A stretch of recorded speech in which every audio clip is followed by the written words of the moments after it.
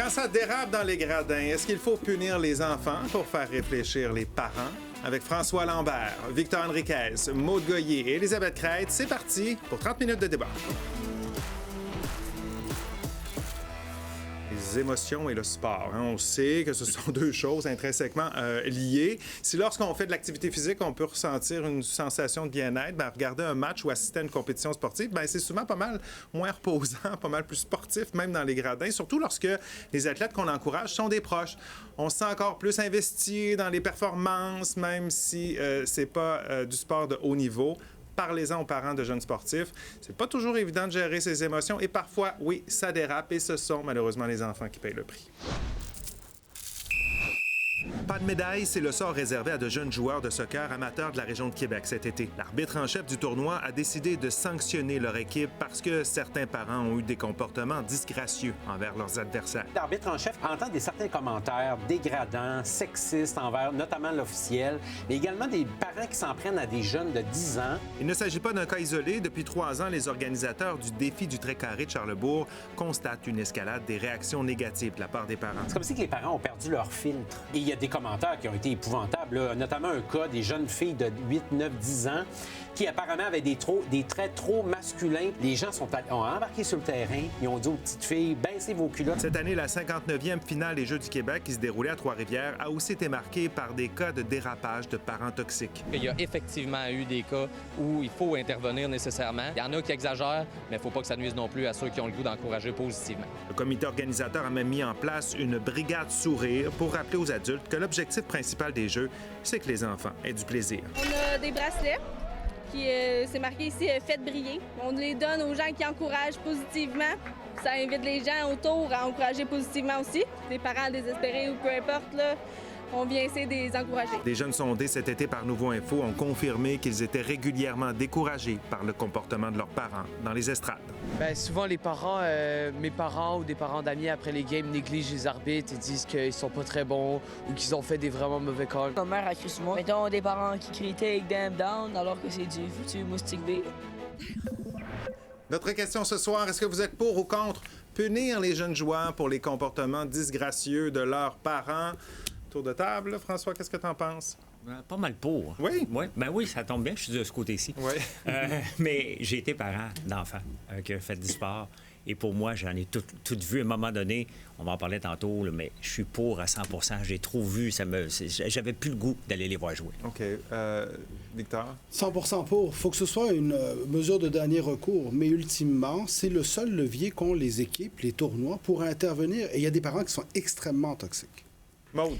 Je suis tellement contre. Je ne pense à aucun cas où on doit punir les enfants pour ce que les parents font. C'est pas comme ça que ça marche. Les enfants, ils viennent donner le meilleur d'eux-mêmes.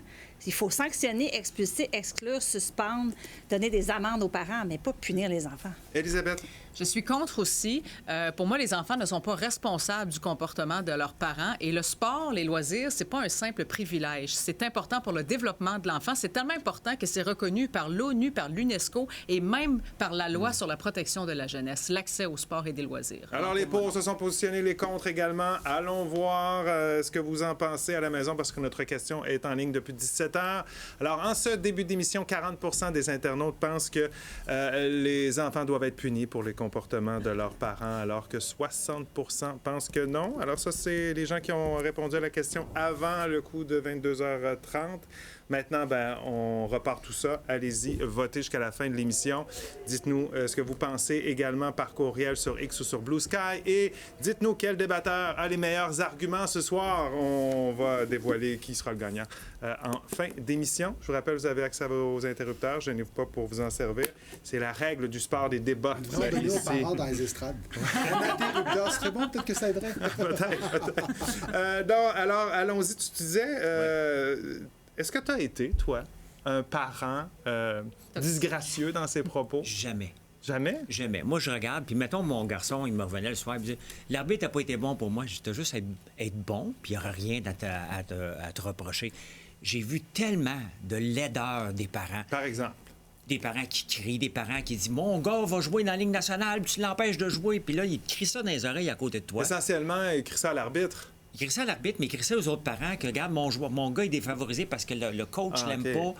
c'était tellement laid. Là, je dis, OK, ben, mes gars ont fait de la natation du niveau sportif. C'est encore pire. Ah oui? Les mères, surtout en natation, ça crie comme des folles. Sincèrement, je dis, ben là, on fait plus de sport. Là, je dis à mes gars, regarde, mais la beauté, c'est qu'ils sont arrivés au collège Jean-Eudes. C'était la dernière fois que j'ai vu mes gars pratiquer des sports. Comme je ne les ai jamais vus étudier à l'école, bien, faites votre sport. On y va une fois de temps en temps. Puis, on y allait le vendredi au collège Jean-Eudes. On pouvait aller voir les... Mais un seul cri, le parent était dehors parce que cette tolérance zéro. Mais c'était pas le cas. Non, je suis pas dehors parce que c'est pas le cas dans le reste du privé. Il y a une différence majeure, c'est que justement, tu étais sur un terrain privé, dans le public. Moi, je suis coach de soccer, par exemple. Le soccer se fait dans des parcs publics. Tu ne peux pas expulser le parent du terrain. Donc, à un moment donné, tu disais tantôt que le sport est un droit. C'est vrai, pratiquer le sport est un droit. Mais faire des tournois dans une équipe compétitive, c'est aussi un privilège. Il y a aussi d'autres parents, il y a aussi d'autres jeunes. À un moment donné, moi, quand je vais au soccer, je l'assume. Je suis le pire partisan dans le sport professionnel. Je chiale contre l'arbitre tout le long du match, je l'assume. Mais c'est des professionnels. Mais c'est des professionnels. Dans l'amateur, on est à un autre niveau. Et je veux juste vous raconter une anecdote. Quand je vais au sport professionnel, je l'assume. Mais je vais te raconter une anecdote. Il y a quelques semaines, je joue un match. On a un jeune qui joue son premier match comme arbitre. Il doit avoir à peu près 12-13 ans.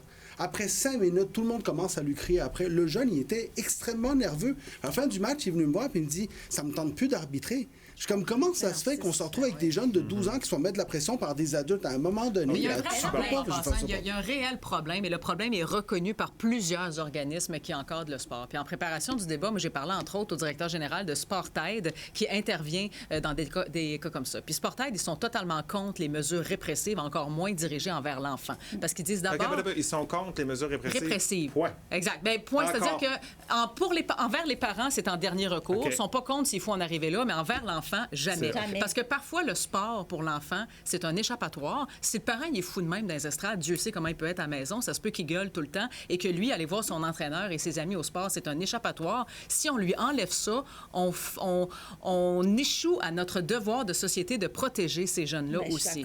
Alors, c'est la responsabilité collective, en fait. C'est que là, au lieu de venir gérer le problème des parents, bien là, on punit l'enfant comme si c'était plus facile. Mais ça change quoi? Moi, je suis d'accord avec tout ce que vous avez dit, les boys, là.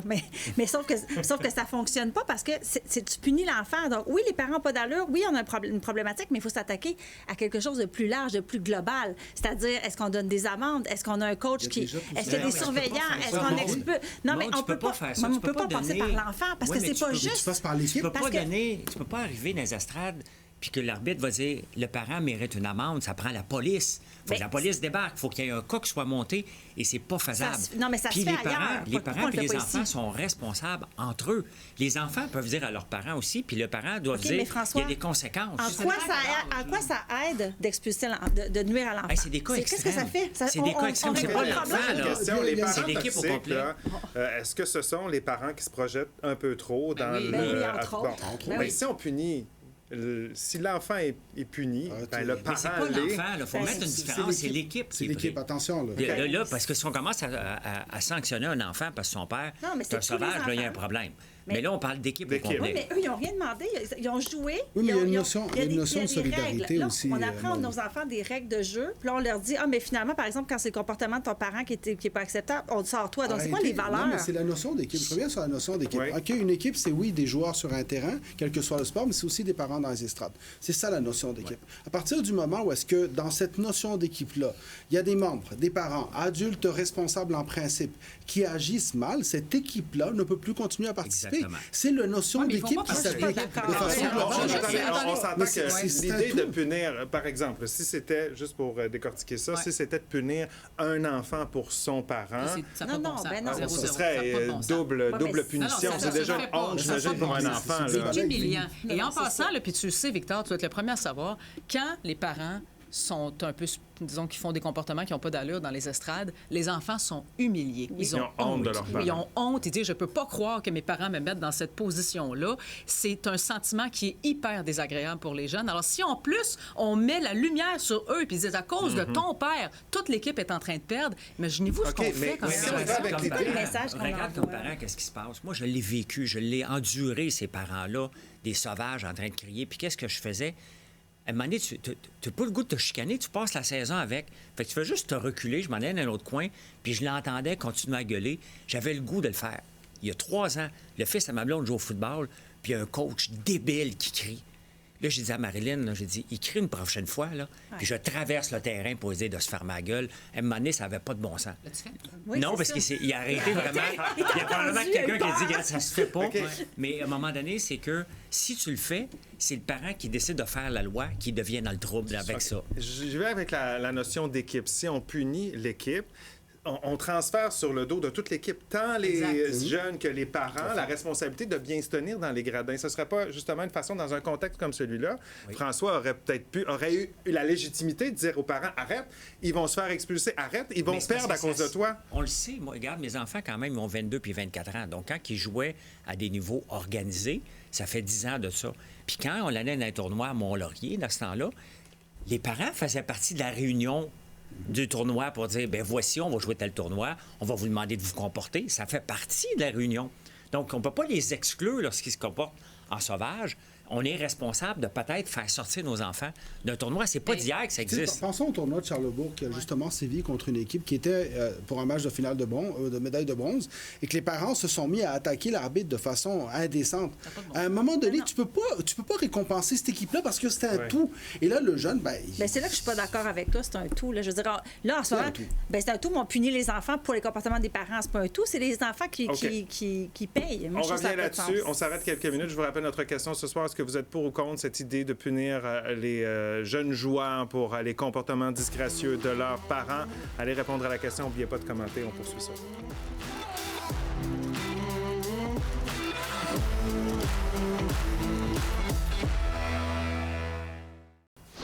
On est de retour au débatteur. Est-ce que vous êtes pour ou contre cette idée de punir les jeunes joueurs pour les comportements disgracieux de leurs parents?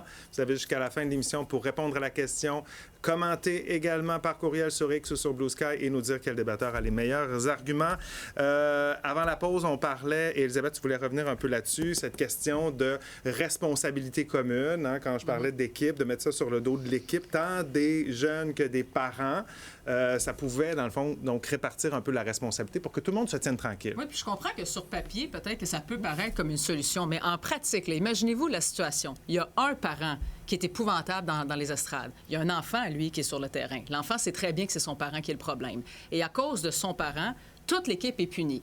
Tous les joueurs se retournent vers ce petit garçon-là, qui est le fils de l'autre, qui est complètement fou. Et tout le monde lui dit, on perd à cause de toi, à cause de ton père. Ça met l'enfant dans une position qui, pour moi, est inacceptable. Quand tu as 8 ans, 9 ans, 10 ans, tu n'es pas supposé prendre autant de responsabilités pour les comportements de ton adulte de parent. Tout de suite, Elisabeth, parce que ça n'arrive jamais. Dans des que tournois, ce genre de situation-là, parce que dans les tournois, il y a une différence entre un match du dimanche soir dans le Bantam 2A, le 2B, et un tournoi qu'on se déplace tous les parents sont ensemble. Il y a un effet de groupe qui se passe. Et quand un parent sent une injustice, les autres parents embarquent parce qu'il y en a un qui gueule puis les autres embarquent. Ça a toujours été le cas. Donc, ça n'a jamais été arrivé qu'un seul parent se mette à disjoncter tout seul. Il en emmène d'autres dans son groupe. Mais pas à ce point-là. C'est pas des foires quand même. Là. Souvent, c'est 1 ou 2 parents qui sont très problématiques. La plupart des fois qu'on a vu, puis ce qui s'est passé à Charlesbourg, c'était une gang. Ça a commencé avec un parent, puis ça a débarqué après ça toute la gang. On comprend que ça s'échelonnait aussi sur plusieurs années ou mois. En tout cas, il y avait une augmentation des tensions là-bas. Mais moi, ce que je ne comprends pas, c'est pourquoi il n'y a pas une procédure, comme par exemple à New York. Là, il y a une procédure où est-ce qu'il y a un avertissement aux parents, après ça, il y a une discussion avec un administrateur, puis après ça, il expulse. Donc, il y a vraiment une façon de faire. Ailleurs, des fois, il y a des coachs qui sont juste là pour ça. Dès qu'il y a un parent qui enfreint le code, ils ont reçu des formations, le code de conduite, et ils l'expulsent. Ça, c'est en Australie. Pourquoi il n'y a pas quelque chose de plus... Mais il y a ça. Il y a ça, sauf qu'à un moment donné, il y a tout ça. Et à un moment donné, il faut qu'il y ait une mesure ultime. Et ce qui est arrivé à Charlesbourg, c'est littéralement ça. Pas sur les enfants, Victor, mais la réalité, c'est qu'à un moment donné, il faut arrêter aussi de protéger nos enfants de ce qu'on ne peut pas les protéger. La réalité, c'est que dans cette notion d'équipe, encore une fois, dans cette notion de sport de groupe, l'enfant, il fait partie de ce groupe-là et il y a des conséquences. Alors, quand un adulte se comporte de façon violente, je vais juste finir, quand un adulte se comporte de façon violente envers quelqu'un dans ce groupe-là, qui fait partie de ce sport-là, il y a des conséquences qui peuvent aller jusqu'à l'expulsion. Et ça apprend aussi à l'enfant c'est quoi les conséquences d'un agissement comme celui-là. Alors, à un moment donné, c'est parce que le levier des gens, c'est quoi? Vous faites quoi dans les situations? Vous appelez la police? Oui. C'est vrai que c'est pas traumatisant pour un enfant de voir la police arrêter son parent. Non, mais je comprends. Mais moi, j'ai confirmé aujourd'hui, quand un comportement de parents met en danger ou l'intégrité physique d'un enfant ou d'un autre adulte sur le terrain, même s'il est public, tu peux très bien appeler la police. L'intégrité physique, on est à un point où est-ce que pour appeler la police, il faut qu'il y ait une mise en danger de l'intégrité physique. Ici, on parle de parents qui vont crier des bêtises à un arbitre. La réalité, c'est qu'il n'y a pas de risque à l'intégrité physique. Mais il y a un arbitre de 10, 12, 14, 15 ans qui se fait insulter, attaquer par des parents. C'est la police, ce qu'elle va faire, c'est, je veux dire, avant que la police porte plainte, la personne va pouvoir revenir à l'aréna ou sur le terrain la semaine d'après. Il va continuer son même manège avant qu'il porte plainte, qu'il soit accusé, qu'il aille en prison, parce que sinon, on ne peut pas l'empêcher. Absolument pas d'aller sur un terrain de baseball. Ça ne veut pas dire que la procédure va aller jusqu'au bout, mais je pense qu'il va avoir eu assez peur que peut-être qu'il va se comporter comme il faut les prochaines fois. Moi, ce que je comprends, c'est pourquoi il n'y a pas de mécanisme. Pourquoi il n'y a pas... Parce que moi, je ne comprends pas. Oui, mais il faudrait que ça soit appliqué de façon plus générale, plus globale. Une formation, on suspend les adultes, Victor. Ils ne sont plus là. On les sort. Parce que dans certains pays, ça a été... On te sort, si tu veux revenir, il faut que tu passes une formation. Exactement, une formation. Moi, je suis au conseil d'administration de Hockey Québec. On a des formations pour les jeunes, pour les parents, pour tout le monde. On le fait pas assez, on le fait pas bien. Non, je m'excuse, on le fait énormément. Et ça fonctionne dans de très nombreux cas. Il faut quand même se dire aussi, c'est des exceptions. C'est une minorité. Et ce sont des cas extrêmes. La question, c'est est-ce qu'à un moment donné, on doit intervenir sur l'équipe? La notion est oui, mais bien entendu qu'il faut mettre tout le reste en place. Il n'y a pas de solution unique à la question des parents. Mais la réalité, c'est qu'à un moment donné, le seul levier qu'un tournoi comme Charlesbourg a, par exemple, c'est d'expulser l'équipe. Il n'y en existe pas d'autres. Je veux juste revenir sur l'enfant. L'enfant, il s'en vient jouer.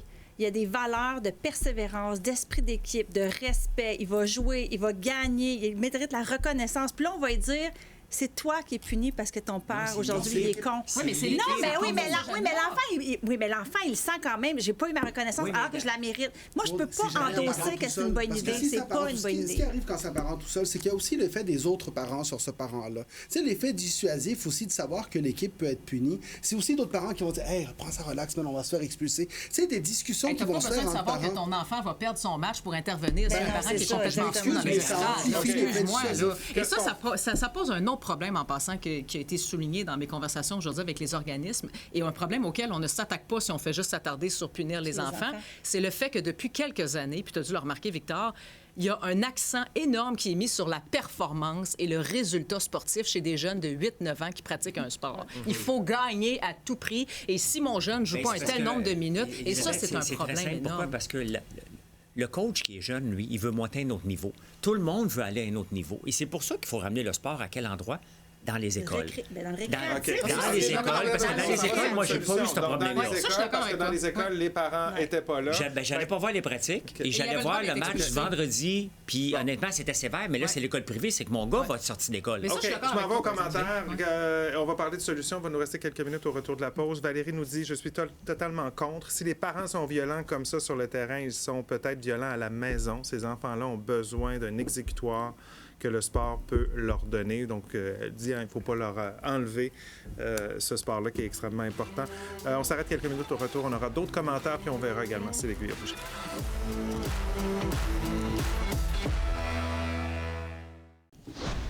On est de retour au débatteur. On va lire quelques commentaires sur notre question ce soir concernant l'idée de punir les jeunes joueurs pour les comportements disgracieux de leurs parents. André nous dit « Contre, il faut bannir les parents de l'aréna, de la piscine ou du terrain pour un match et pour le reste de la saison. S'il y a récidive, l'enfant n'a pas à payer pour les actes de ses parents. » Donovan nous dit « Je suis pour. C'est la seule punition qui me semble à la hauteur de ce genre de dérapage. Ça dégénère complètement. » Et Robert nous dit « Je suis contre. Il existe d'autres manières d'exclure les parents. Il faut faire preuve d'imagination. » Alors, qu'est-ce qu'on fait? Des solutions, Maude? Bien, parlant d'imagination, au Montana, j'ai quand même trouvé ça bien dans mes petites recherches aujourd'hui. Une solution quand même radicale, c'est le Silent Saturday. Donc, les parents ne peuvent pas parler, aucun commentaire, c'est avec des pancartes.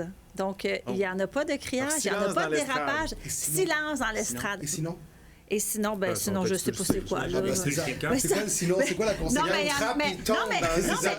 Ça se peut-tu que l'équipe soit éliminée? À partir du moment où c'est radical puis personne ne doit parler, fait que c'est sûr que c'est une personne qui parle, c'est comme assez évident qui est fautif. Donc, et sinon? C'est la conséquence? Moi, ce que je dis dans les conséquences devrait y avoir, c'est sûr que c'est les amendes d'interdire, amende, contravention, interdire à l'accès au terrain pour un certain temps. Puis après ça, expulsion. Oui, mais c'est parce que c'est facile après quand ça, c'est la saison régulière. Fini. Mais ça se passe pas dans la saison régulière. Ça, les parents ça se passe dans les tournois quand tous les parents sont ensemble. C'est là que ça se passe 99% du temps. Et qu'est-ce que tu vas faire s'il faut que tu conduises ton enfant jusqu'à Mont-Laurier? Ben, tu vas le conduire jusqu'à Mont-Laurier, puis là, tu reprends à l'aréna. De quel droit tu vas m'empêcher de rentrer dans l'aréna qui est légal? T'es personne non grata, tu rentres pas. Et je vais vous en proposer une solution, là, parce que ultimement, je pense que le débat tourne autour du fait que les associations n'ont pas toujours le levier légal pour intervenir physiquement auprès d'un parent, par exemple pour l'expulser. Tu peux le faire en contexte scolaire et tu peux le faire dans un contexte où tu te trouves dans un établissement qui est privé ou régi par un propriétaire. Alors, je pense que la solution, c'est peut-être de s'assurer que tous les sports soient chapeautés par un organisme privé ou qui se trouve dans un lieu privé où tu peux faire tes propres règles. Tu cries, t'es toxique, t'as pas le bon comportement, t'es expulsé, merci, bonsoir. Je ne sais pas dans quel monde on va pouvoir jouer au soccer dans des parcs privés seulement, mais à un moment donné, la solution unique n'existe pas. Alors, on propose des solutions. La réalité, c'est qu'il faut que les gens se responsabilisent. Il faut que le monde se responsabilise, il faut que les jeunes se responsabilisent. Il faut aussi qu'il y ait un message qui passe sur la question de cette culture de la victoire dont tu parlais, Elisabeth. Il faut qu'elle diminue. Puis à un moment donné, il faut que les parents arrêtent de penser que leurs jeunes vont vivre de leur sport. Là. C'est pas gagner 6-49. Il faut que les parents arrêtent de se projeter dans Mais la réalité, c'est que ce levier-là, de comprendre qu'il y a une notion d'équipe qui est importante, il faut que la responsabilisation passe justement par cet exemple-là. Oui, mais par aussi mais de toute façon, le fait de punir les parents. au début de chaque tournoi. Exactement. Allons voir si vous avez fait bouger un peu l'aiguille ce soir. En début d'émission, ça ressemblait à ça. Donc, avant l'émission, 40 des répondants nous disaient être contre. Être pour, pardon, 60 contre. On termine ça comment? Bien, on termine ça comme ça. 33 donc pour le pour et 66 pour le contre. Oui, vous avez gagné des points, mesdames, du côté. Et quel débatteur ou débatteuse a obtenu plus de votes concernant ces arguments? Bien, c'est Elisabeth ce soir, donc, qui a eu les meilleurs arguments selon nos téléspectateurs et nos internautes. Merci à vous quatre d'avoir été avec nous. Merci. On va bien dormir ce soir, mesdames. Passez une excellente fin de semaine. On se retrouve lundi pour notre deuxième semaine de la saison. Bye bye.